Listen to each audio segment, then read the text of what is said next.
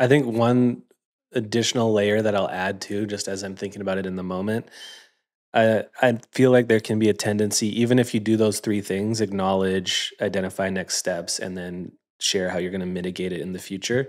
Um, Even amidst that, it's easy to kind of rush through it and kind of try to, as quickly as possible, sweep it under the rug or put it behind us, like, okay, that's done. We don't have to talk about it anymore.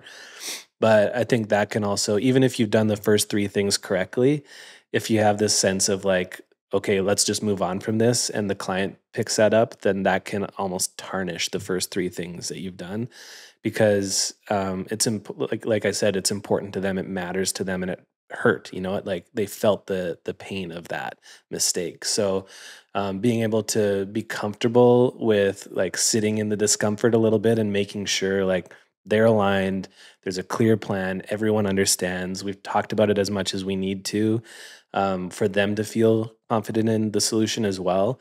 Then move on. I think that can go a long way, like what we kind of said about question one, in really actually strengthening the relationship, not just patching up the hole that was created or like fixing the mistake or adding a band-aid or whatever analogy you want to use, but actually like giving them the confidence that, okay, if a mistake happens in the future, this is the team to fix it. And I know that they're going to keep getting better as we go. So I can view, even sometimes I can view errors or miscommunications as a step in the right direction because we're going to continue evolving together. Yeah.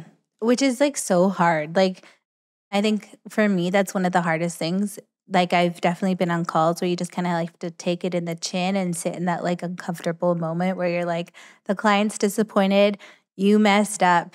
There's nothing else you can say except, I'm sorry, we're going to do better. Here's what we're changing. Let's do it now.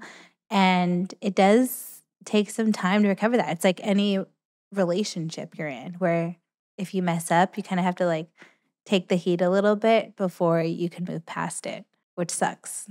I know. And really, there should only be an apology in the first step in like acknowledging, because like the other thing you don't want to do is cheapen your apology. Right.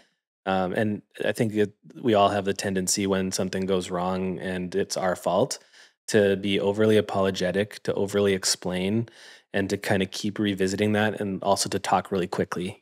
So the more we can slow down, take a deep breath, apologize and acknowledge at the beginning, but then move to the solution without revisiting that apology, the more, again, confidence our client will have in the future, and the more value that apology will hold if you need to use it again.